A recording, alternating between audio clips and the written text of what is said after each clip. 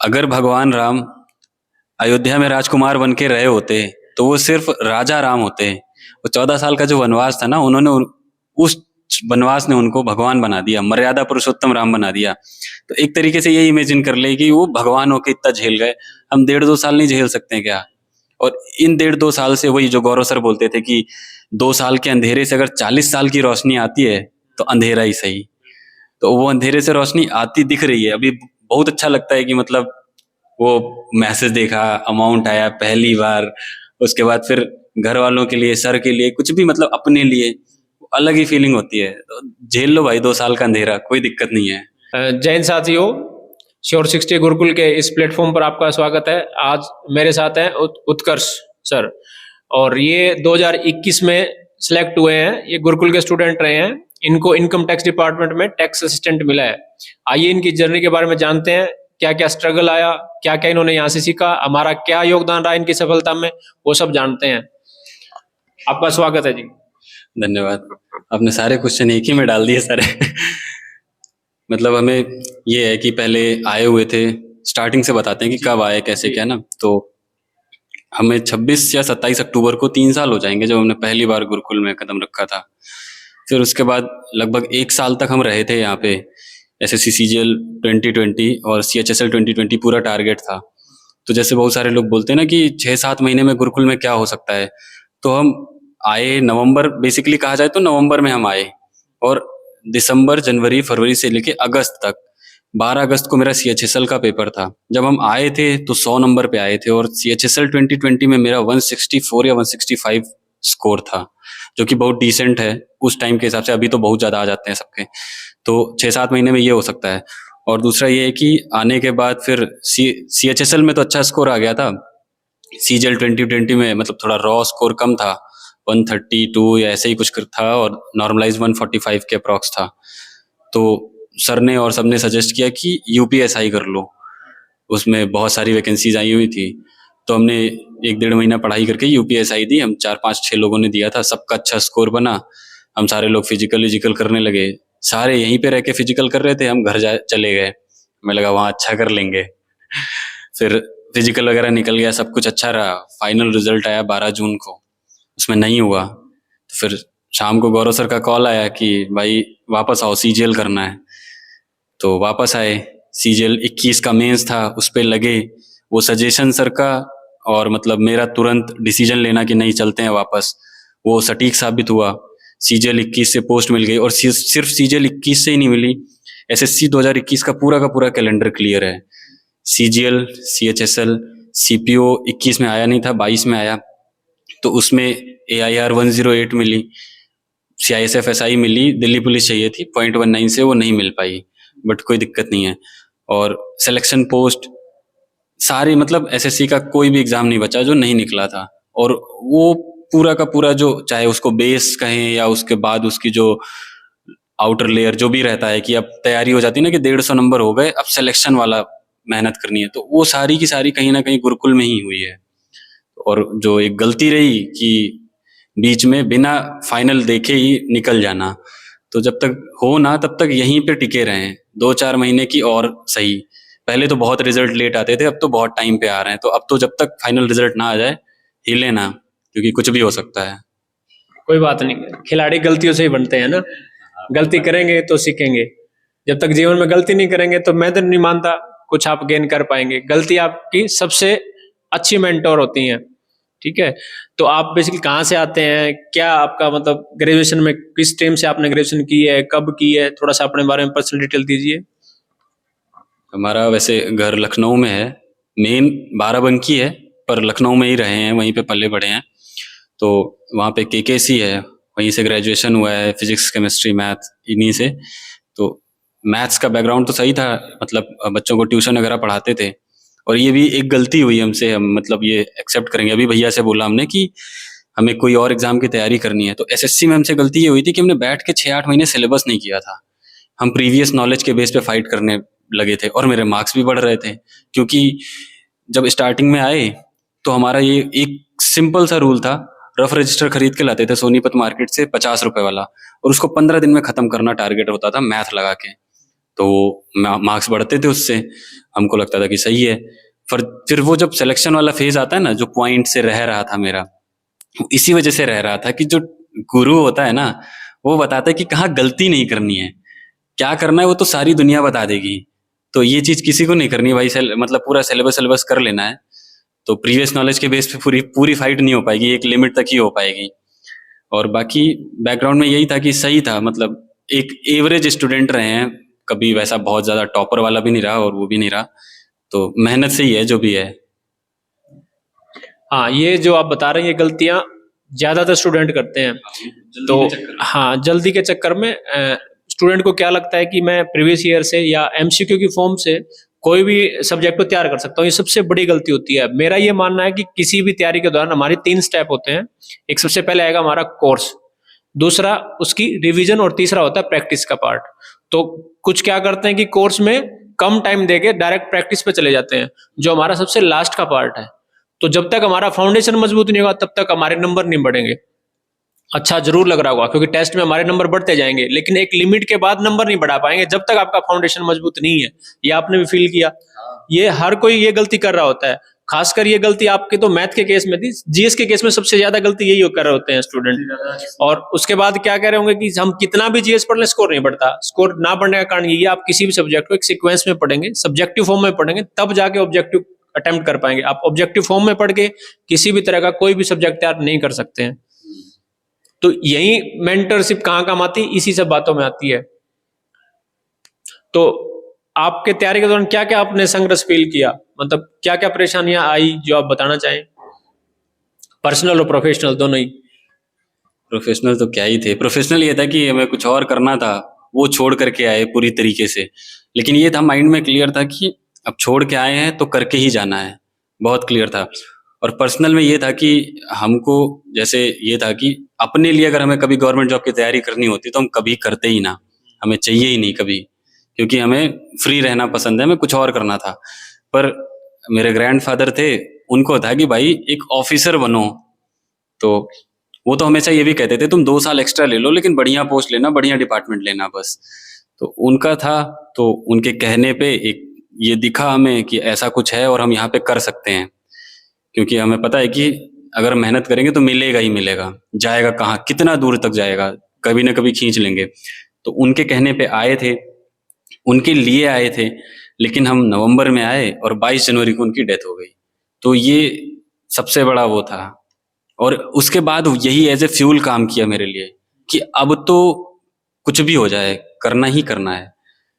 मतलब ऐसे होता था कि नहीं निकला तो ये माइंड में रहता था कि एक पेपर की इतनी औकात कैसे हो गई कि हमें नीचा दिखा दिया, तो अब तो तोड़ने हैं। तो सारे इसी वजह से निकल गए शायद। अभी भी वो है कि कुछ और लेना है तो वो लेके ही मानेंगे।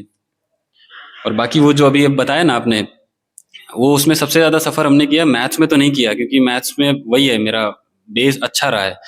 इंग्लिश में बहुत प्रॉब्लम हुई है उसकी वजह से। मतलब मेरा हमेशा सीपीओ में मेरा इतना अच्छा स्कोर था लेकिन प्री में 35.5 ही था। शिफ्ट हार्ड थी वो बात अलग है, बट फिर भी 40 प्लस तो होना चाहिए था मिनिमम। और वही 40 प्लस होता तो रैंक आती 50 के अप्रॉक्स। तो वो गलती थी कि हमने उसमें प्रॉपर कोर्स नहीं किया और लग गए बस प्रीवियस नॉलेज के बेस पे। और रही बात जीएस की, तो जीएस में सही बात है, जीएस में आके लोग पूछते हैं कि भैया कैसे आए, उनसे पूछो हिस्ट्री पढ़ी है, मिडवेल पढ़ी है, नहीं, पिनाकल लगा लिए, ये लगा लिए, कुछ नहीं होगा। आप मतलब 6-8 महीने दे दो सिलेबस में, कुछ नहीं जाएगा। वो जो वो कैलकुलेट करते हैं ना कि यहाँ पे यार 10,000 देना पड़ रहा है, 70,000 जाएंगे, वो कैसे उनका बढ़ के 2 लाख हो जाएगा उनको पता भी नहीं चलेगा, 2 साल लग जाएंगे। क्योंकि आज के टाइम पे तो जीएस मतलब सब कुछ तो नहीं है पर बहुत कुछ है, वो किंग मेकर है एक तरीके से। और जैसा अभी सिलेक्शन आपका वही सब्जेक्ट सिलेक्शन भी डिसाइड कराएगा, रैंक भी डिसाइड कराएगा, आप नॉर्थ में रहोगे साउथ में रहोगे, सब कुछ वही डिसाइड कराएगा। क्योंकि पहले 3 में तो ऐसे ऐसे धुरंधर बैठे कि 315 में 315 ला रहे हैं, तो पढ़ना ही पड़ेगा और कोई ऑप्शन नहीं है। और बाकी यहाँ पे दिक्कत तो क्या ही थी, हम तो एंजॉय कर रहे थे, अच्छा था ये। मतलब पर्सनैलिटी के उससे देखा जाए ना तो सबसे बेस्ट फेज रहा है कि क्या थे और क्या बन गए। मतलब एक कॉन्फिडेंट कि हाँ यार कर लिया जाएगा। आगे भी जो एग्जाम्स देने का सोचा है या कुछ भी सोचा है, जैसे गौरव सर बार बार बोलते हैं कि तुम अपना टैलेंट पे काम करना, तो उसमें भी यही है कि कर लेंगे, क्योंकि कॉन्फिडेंस आया।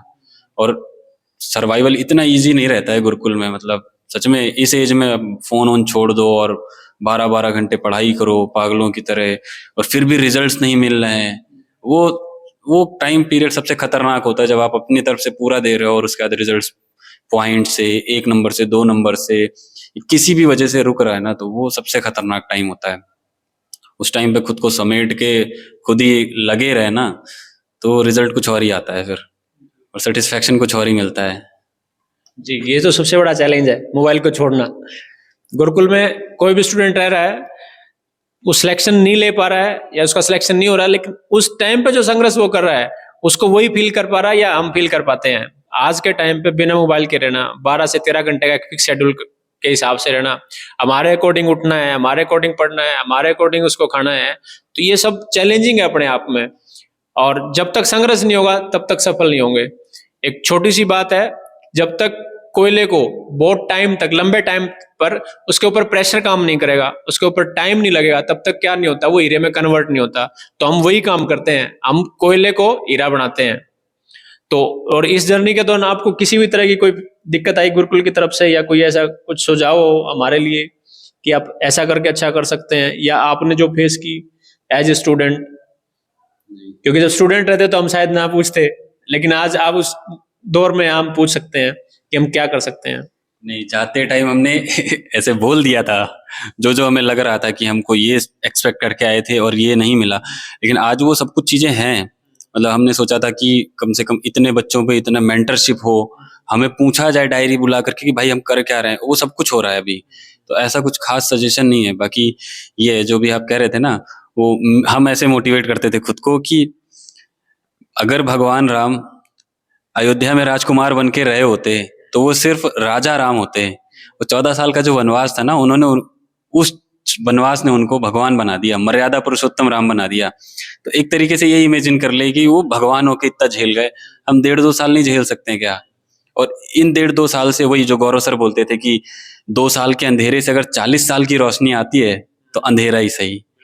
तो वो अंधेरे से रोशनी आती दिख रही है अभी। बहुत अच्छा लगता है कि मतलब वो मैसेज देखा, अमाउंट आया पहली बार, उसके बाद फिर घर वालों के लिए, सर के लिए, कुछ भी मतलब अपने लिए, अलग ही फीलिंग होती है। तो झेल लो भाई 2 साल का अंधेरा, कोई दिक्कत नहीं है। हाँ, वही बात है कि बुरे दिन काट रहा हूँ अच्छे दिनों के लिए, है ना, वो काटने ही पड़ते हैं। और जब तक एक बुरा फेज नहीं काटोगे, अच्छे दिन का पता ही लगेगा वो कितने सुहाने होंगे, वो तभी पता कर पाओगे जब बुरे दिन काटे होंगे। तो अभी जॉब लग गए हैं, सब कुछ बढ़िया चल रहा है, तो जब पहली सैलरी आई या ऑफिस का एनवायरनमेंट, क्या कुछ ऐसा लाइफ आपकी चेंज हुई जॉब के बाद?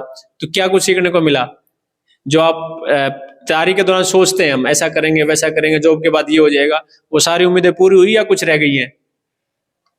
उम्मीदें कभी नहीं पूरी होती हैं, पर हाँ बहुत कुछ पूरा हो गया। वही है ना कि वो एक जो सबसे बड़ा वो आएगा, आपका फाइनेंशियल सिक्योरिटी आ जाएगी पूरी तरीके से। आप ये नहीं रहेगा कि पापा 1,000 रुपए भेज दो, रिचार्ज करना है या कुछ लेना है, लेने से पहले सोचना पड़ रहा है, कुछ नहीं, ये सब खत्म हो जाता है।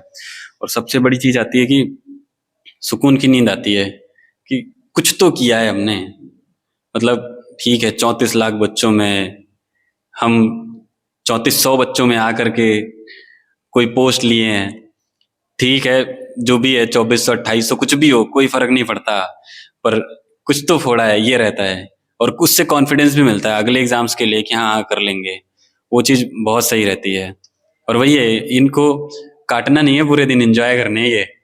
इनसे जो पर्सनैलिटी डेवलप होगी। मेरा, हमको याद है CHSL का मेरा टाइपिंग का रिजल्ट आया था, मेरे उसमें 236 या 232 मार्क्स थे। तो विदाउट DV मेरी 600 रैंक दिखा रहा था, आफ्टर DV बड़े आराम से वो 300-400 के आसपास आ जाती और हमें अपने लखनऊ में पोस्टल असिस्टेंट मिल जाती। तो जब कुछ नहीं था तो लग रहा था कि पोस्टल असिस्टेंट बहुत है। उसका टाइपिंग का रिजल्ट आया, 7% एरर अलाउड थी, मेरी 7.4% एरर थी। और तो गए फिर हम सर के पास, तो सर ने कहा कि हाँ सुना, बुरा लगा, ऐसे ऐसे। तो हमने कहा कि सर सही है, एटलीस्ट इससे लाइफ में बड़े बड़े सेटबैक्स झेलने का ना वो एक्सपीरियंस मिल जा रहा है बहुत कम एज में, तो लाइफ में आगे कुछ बड़ा ही होने वाला है। इसीलिए बैक टू बैक झेलना पड़ रहा है, UPSI, CHSL, फिर अभी ये CPSI, ऐसे करके। तो ये फेज जो है ना, ये बहुत अलग बना देगा जब आप यहाँ से ले करके सिलेक्शन जाओगे। मतलब सिर्फ नौकरी, हम तो ये देखते हैं कि सिर्फ नौकरी नहीं मिली है, बहुत कुछ सीखने को मिल गया है।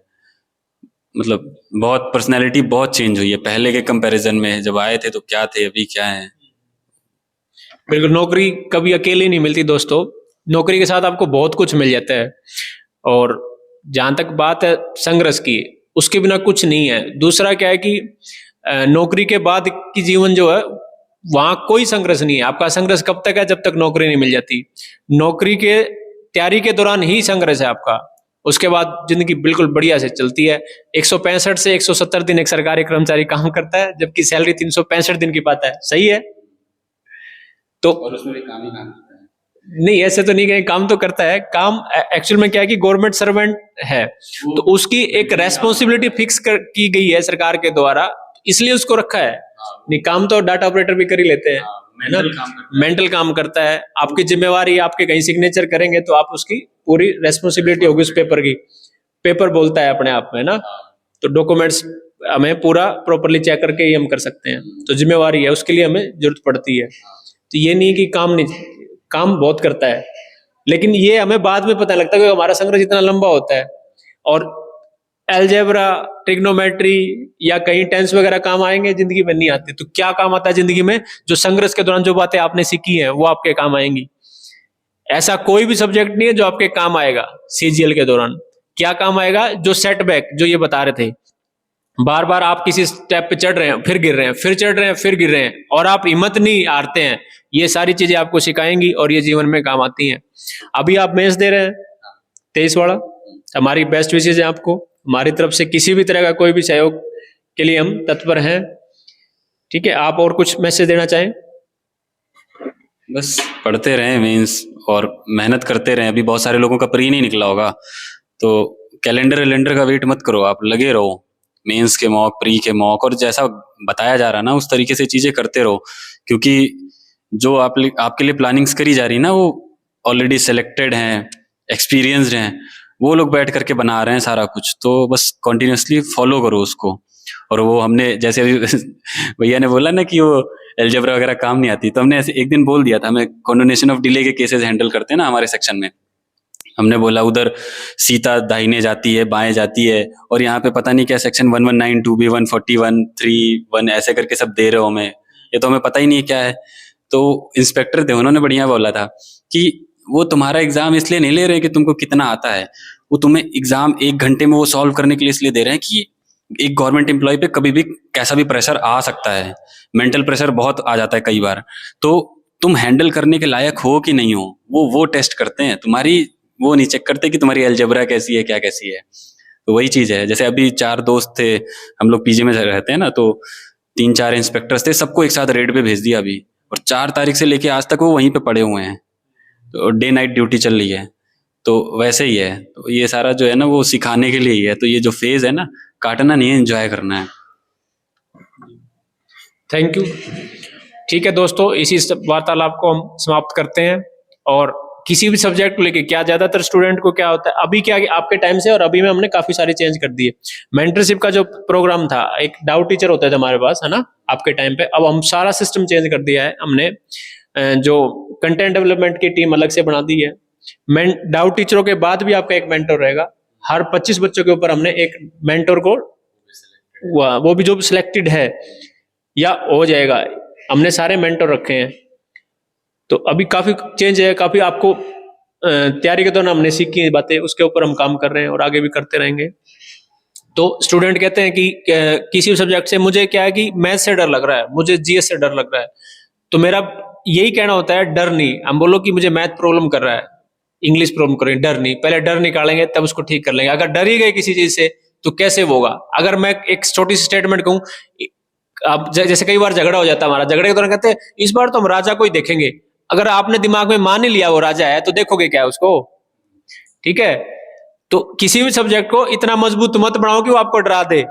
आपको खुद को मजबूत बन के क्या करना है, उसकी जो उससे जो परेशानी आ रही है उसको हम ठीक कर सकते हैं, उसके ऊपर काम करके, बस इतनी सी बात है। तो इसी सब के साथ वार्तालाप समाप्त करते हैं। Thank you so much.